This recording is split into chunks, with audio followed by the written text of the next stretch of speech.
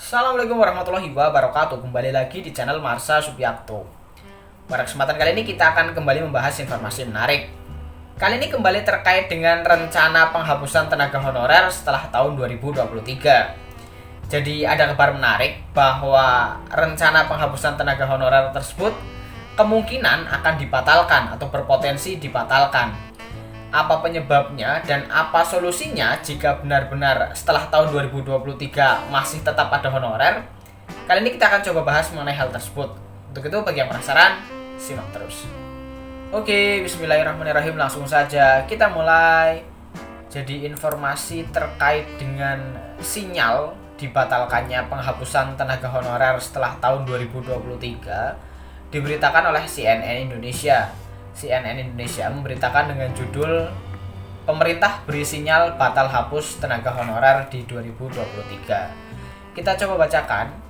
Menteri Pendayagunaan Aparatur Negara Reformasi Birokrasi Abdullah Azwar Anas membuka peluang untuk membatalkan kebijakan penghapusan honorer pada 2023. Anas menyebut peluang perubahan kebijakan itu ada lantaran menguatnya penolakan dari pemerintah daerah. Dia pun saat ini mengaku sedang mencari jalan tengah solusi. Menurutnya, salah satu opsi solusi adalah kepala daerah diperbolehkan merekrut honorer sampai jabatannya habis. Namun, dia berkata solusi tersebut belum diputuskan dan masih harus dibahas. Ini solusi, kalau tidak ada solusi, marah semua bupati-bupati itu, kata Anas dalam rapat bersama Komite 1 DPD RI beberapa waktu lalu dikutip Senin 19 September 2022. Anas mengungkapkan, kebijakan penghapusan honorer pada tahun 2023 banyak ditentang kepala daerah karena mereka merasa gerakannya terkunci, tak bisa lagi merekrut tenaga honorer baru. Selain itu, kata Anas, para kepala daerah itu juga punya janji kerja dan politik kepada pemilihnya. Anas menilai, jika kebijakan ini dipaksakan, maka kepala daerah akan tetap merekrut tenaga honorer dengan cara kucing-kucingan.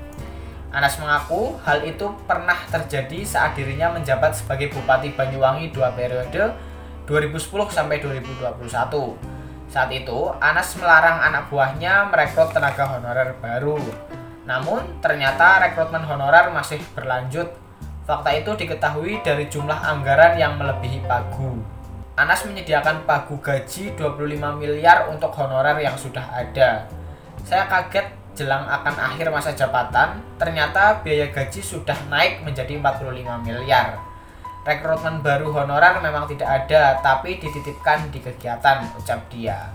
Oleh sebab itu, Anas akan mencari solusi jalan tengah terkait penghapusan keberadaan tenaga honorer ini. Menurutnya, jalan tengah dinilai akan lebih efektif. Buat apa kita buat pagar pembatas tinggi-tinggi kalau pagar itu akhirnya diloncati, ujarnya. Menpan RB sebelumnya, Cahyokumolo, menghapus tenaga honorer pada 28 November 2023. Hal itu tertuang dalam surat edaran nomor bla bla bla bla yang diteken Cahyo pada 31 Mei 2022.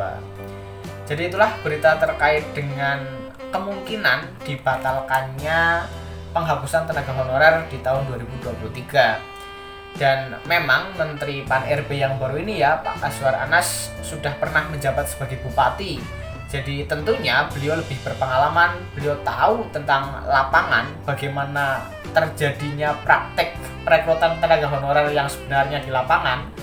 Jadi kalaupun memang pemberlakuan penghapusan tenaga honorer setelah tahun 2023 diberlakukan, tetapi Pak Menpan ini yakin akan terjadi kucing-kucingan. Jadi seharusnya memang dicarikan solusi melalui jalan tengah ya.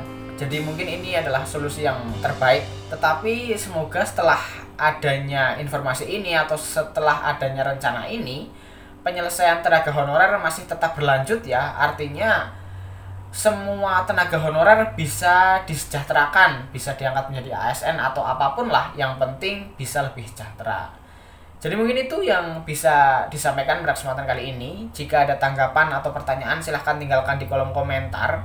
Terima kasih, mohon maaf bila ada kesalahan. Wassalamualaikum warahmatullahi wabarakatuh.